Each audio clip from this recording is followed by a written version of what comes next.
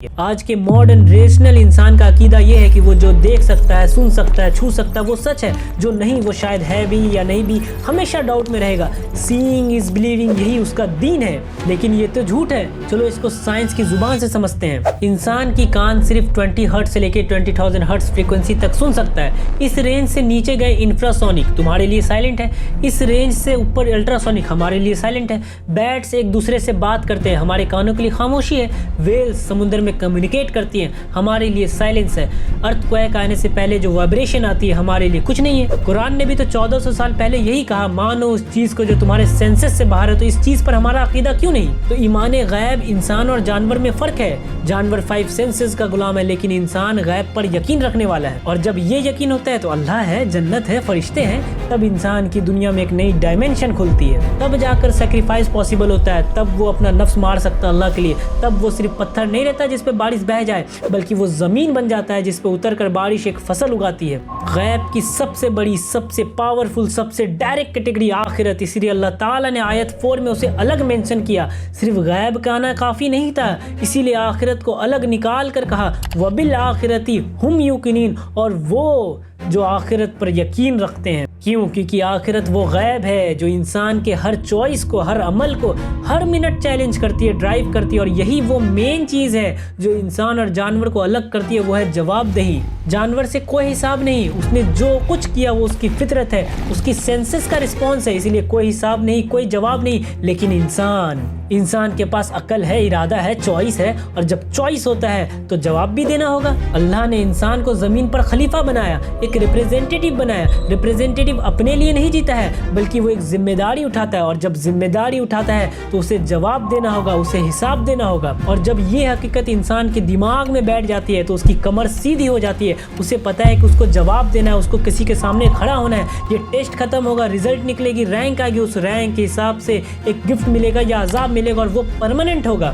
بے حد نزدیک ہے وہ دن۔ اور جب یہ حقیقت نہیں ہوتی تو آخرت بھی تھیوری لگتی ہے، بعد کی بات لگتی ہے۔ تب انسان وہیں پہ کھڑا ہو جاتا ہے جہاں پر وہ جانور کھڑا ہوتا ہے۔ اس انسان کو انسٹنٹ یعنی ابھی ریئل لگتا ہے، ابھی کا مزہ، ابھی کا ارادہ، ابھی کا سوچ، ابھی کی خوشی، کل کا حساب بعد میں۔ تو نماز کل سے پکا، گناہ ایک بار اور کر دیتے، ایک آخری بار اور کر لیتے ہیں، پھر چھوڑ دیں گے، پھر معافی مانگ لیں گے، پھر رو لیں گے اللہ کے سامنے۔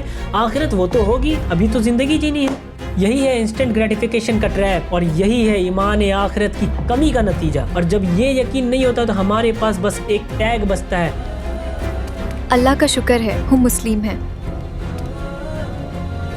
نماز ایک روٹین بن جاتی ہے، ایک ایکسرسائز بن جاتی ہے، جمعہ ایک سوشل گیدرنگ بن جاتی ہے، رمضان کا مہینہ، رمضان کا آخری اسرہ ایک وائب بن جاتا ہے، زکوٰۃ عید کا ایونٹ بن جاتا ہے۔ باپ دادا نے کیا تو ہم بھی کریں گے، لیکن وہ رہنمائی نہیں رہتی، وہ ڈر نہیں رہتی، وہ خوشی نہیں رہتی، وہ عمل نہیں رہتی، بس ایک کلچر۔ کیونکہ کوئی یقین نہیں کہ مجھے کسی کے سامنے کھڑا آنا ہے۔ جب مجھے کسی کے سامنے کوئی جواب نہیں دینا ہے تو کیوں ہم سیکریفائس کریں گے، کیوں ہم اپنا مزہ خراب کریں گے؟ جب کانسیکوینسز ابھی نہیں ہوگی، بعد میں ہوگی، شاید کبھی ہوگی بھی یا نہیں ہوگی، تو کیوں ہم اپنا نفس ماریں گے، کیوں ہم اپنا مزہ خراب کریں گے ابھی کا؟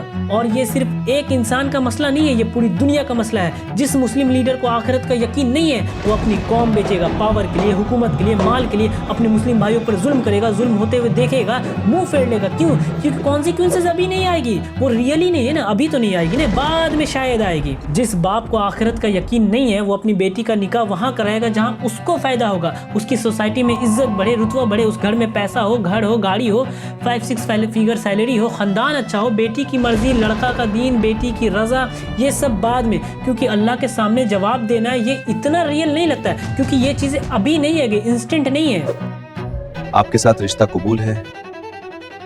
بیٹی سے کیا پوچھنا، وہ ابھی بچی ہے نہ سائے۔ اور وہ باپ جو اپنے بیٹے سے کہتا ہے ڈاکٹر بنو، انجینئر بنو، باہر جاؤ، سیٹل ہو جاؤ، تب نکاح کرو، لیکن قرآن سیکھو، دین پر چلو، اللہ کی راہ میں کچھ کرو، یہ کبھی نہیں کہے گا۔ کیوں؟ کیونکہ آخرت ریئل نہیں لگتی، وہ ابھی نہیں ہے نا، کبھی آئے گی۔ جس ڈاکٹر کو یقین نہیں وہ مریض کو لوٹے گا، جو عالم کو یقین نہیں وہ فتویٰ بیچے گا۔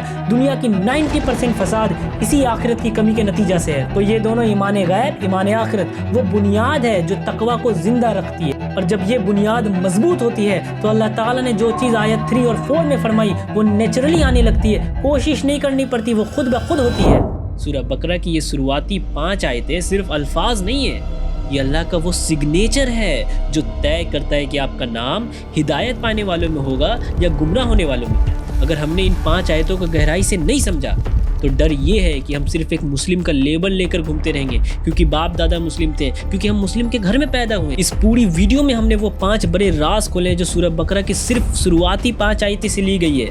یہ آپ کی پوری زندگی کا نظریہ بدل دے گی. پہلا اللہ کا سگنیچر ہے. الف لام میم کو اللہ تعالیٰ نے کیوں ایک راز رکھا ہے. دا آئیڈینٹی ٹیسٹ, وہ کون سی 3 شرطیں ہیں جو جس کے بنا ہم اینیمل لیول سے اوپر نہیں اٹھ سکتے.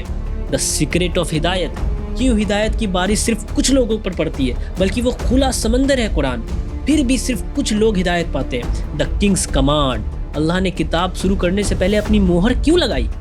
دا سکسیس بلو پرنٹ, کامیابی کا وہ راستہ جو تقویٰ سے شروع ہو کر سیدھا اللہ کے پاس جاتا ہے. موت سے پہلے یہ جان لینا ضروری ہے کہ ہم کس راستے پر چل رہے ہیں. کہیں ایسا نہ ہو کہ جب آنکھ کھلے تو بہت دیر ہو چکی ہو اور ہم راستہ مانگتے ہی رہ جائیں. اپنے وجود کی حقیقت کو سمجھو.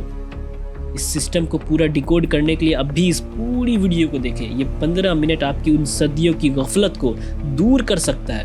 لنک ڈسکرپشن میں.